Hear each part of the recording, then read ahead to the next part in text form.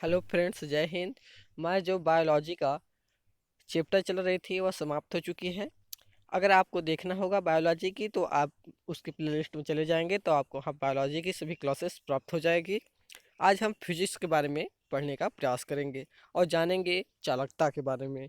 चालकता क्या होती है, कौन से जो धातु है और चालक है, तो इसके बारे में हम जानेंगे। आप लोग वीडियो को कंटिन्यू इन तक देखिएगा ताकि आप लोग का जो भी कन्फ्यूजन हो वो दूर हो सके, अपना एग्जाम अच्छा से क्रैक कर पाए। हमने उन प्रश्नों को यहाँ पे एग्जिस्ट किया है जो विभिन्न कंप्यूटर एग्जाम में, रेलवे ग्रुप डी, एसएससी से भी पूछा जाता है। उस प्रश्नों को हमने यहाँ पे एग्जिस्ट किया है। अगर आपको वीडियो पसंद आती है तो वीडियो को लाइक करिएगा, अपने दोस्तों तक शेयर करिएगा। अगर चैनल पर नए हैं तो चैनल को सब्सक्राइब करिएगा और कमेंट बताइए कि आपको वीडियो कैसा लगा। तो पहले प्रश्न की तरफ चलते हैं। पहला प्रश्न है, किन अर्धचालकों में मुक्त इलेक्ट्रॉन तथा कोटर ऊष्मीय प्रभाव द्वारा उत्पन्न किए जाते हैं? यहाँ पे बात हो रही है कि जो मुक्त इलेक्ट्रॉन था कोटर ऊष्मीय प्रभाव द्वारा उत्पन्न किए जाते हैं किन अर्धचालकों में, तो हो जाएगा निज अर्धचालक जो होता है उसमें होती है। अर्धचालक में अब द्रव्य मिलाने से प्राप्त ठोस को क्या कहते हैं, तो बाह्य अर्धचालक हो जाती है। अर्धचालक में अब द्रव्य के रूप में क्या मिलाते हैं, तो हम आर्सेनिक या तो एल्यूमिनियम को मिलाते हैं। किन बाह्य अर्धचालकों में विद्युत का प्रवाह कोटरों की गति के कारण होता है, तो वहाँ पी प्रकार के जो अर्धचालक होते हैं उसमें कोटरों की गति के कारण होता है जो विद्युत का प्रवाह होता है, तो पी प्रकार के अर्धचालक में। पंच संयोजी अपद्रव्य परमाणु क्या कहलाते हैं, तो यह दाता होते हैं क्योंकि ये देते हैं। और त्रिसंयोजी अपद्रव्य परमाणु क्या कहलाएंगे, तो ये ग्राह्य, ये क्या है, लेते हैं। किस माध्यम से विद्युत धारा का बवाह होता है, यानी कि प्रवाह यहाँ पर होगा, तो यहाँ पर हो जाएगा चालक। चालक के माध्यम से ही विद्युत धारा एक माध्यम से दूसरे माध्यम में चलती है। किन धातुओं की चालकता अनंत और पूर्ण तथा प्रतिरोध रहित होती है, अति चालक। इसमें क्या जाएगा, चांदी आ जाएंगे जिसे सिल्वर कहते हैं, तांबा आ जाएगा।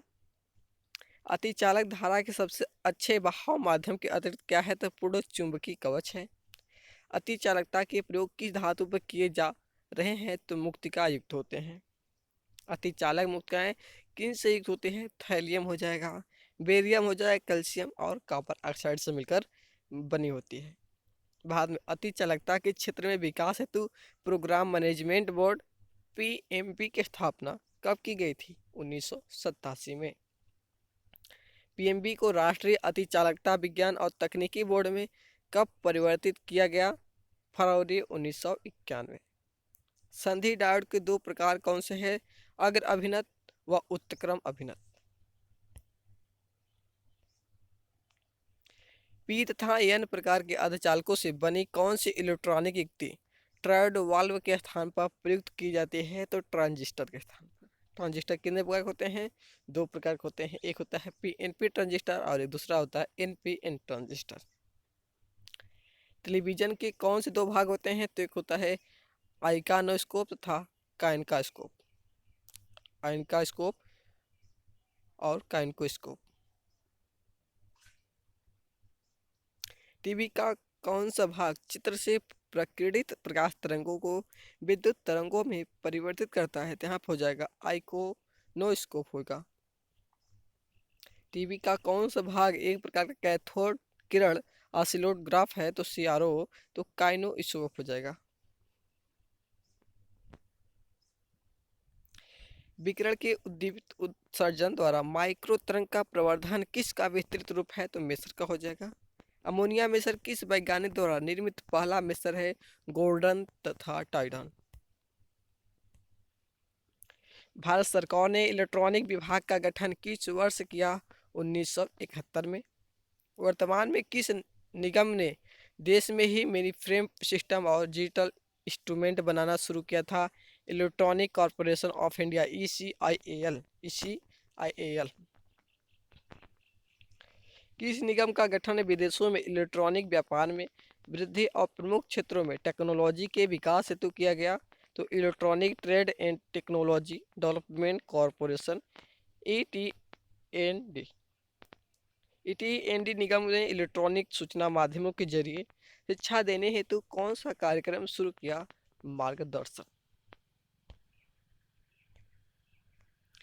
किस शहर में आधुनिक गैलाइन आर्सेनाइड इनेबलिंग टेक्नोलॉजी परियोजना शुरू की गई थी? तो यह हो जाएगा हैदराबाद में।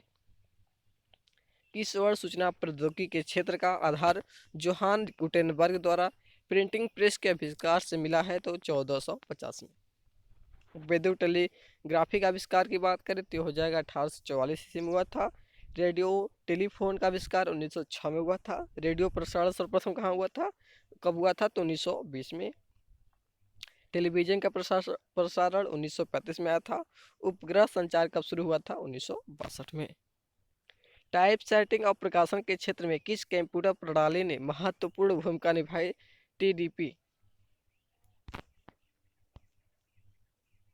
किस प्रणाली के अंतर्गत किसी प्रकार के आंकड़े कंप्यूटर में सुव्यवस्थित ढंग से संग्रहित किए जा सकते हैं?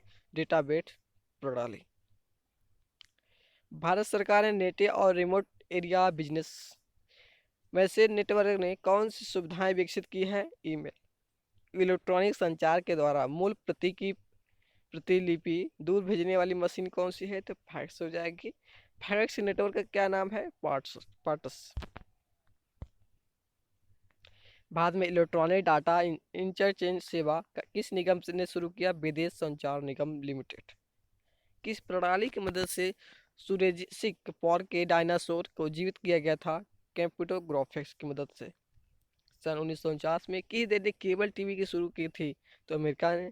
प्रकाश कांच तंतु आधारित दूरसंचार प्रणाली में सूचनाओं को किस में परिवर्तित किया जा सकता है? विद्युतीय सिग्नल। इस प्रणाली को क्या कहा जाता है? एनकोडिंग। कांच तंतु फाइबर को प्रकाश तरंगों के संचरण के माध्यम से प्रस्तावित करने में किस वैज्ञानिकों का महत्वपूर्ण योगदान रहा है?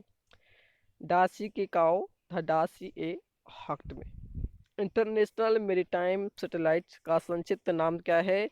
इनमारसेट।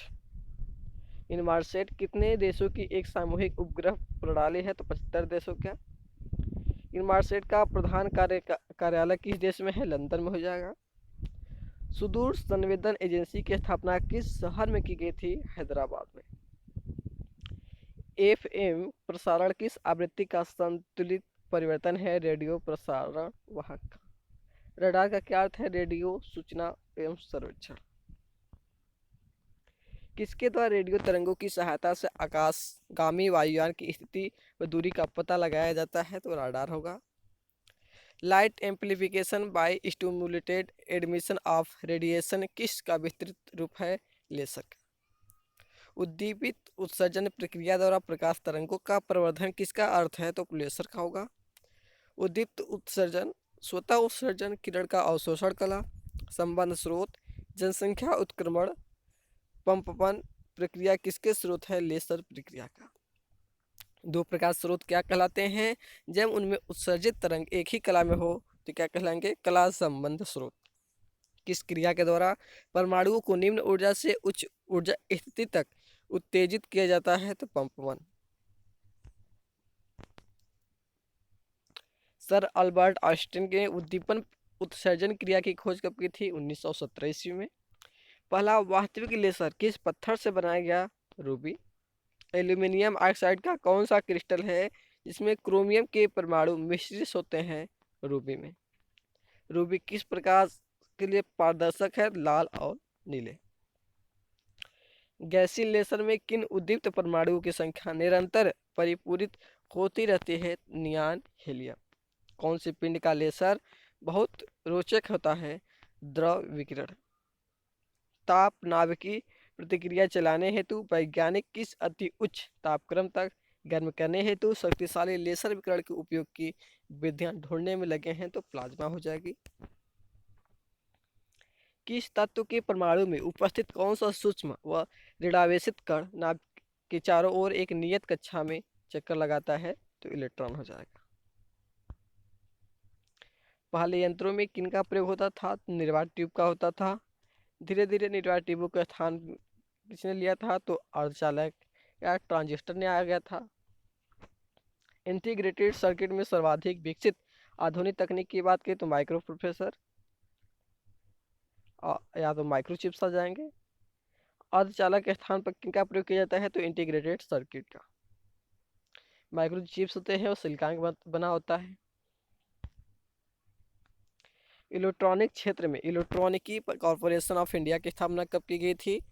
तो 1967 हो जाएगा यहाँ पे। वर्तमान में प्रौद्योगिकी विकास परिषद एवं रडार परिषद की दशा में कार्यरत है इलेक्ट्रॉनिकी। किसी विसर्जन नालिका के कैथोड से निकलने वाला इलेक्ट्रॉन पुंज कौन है?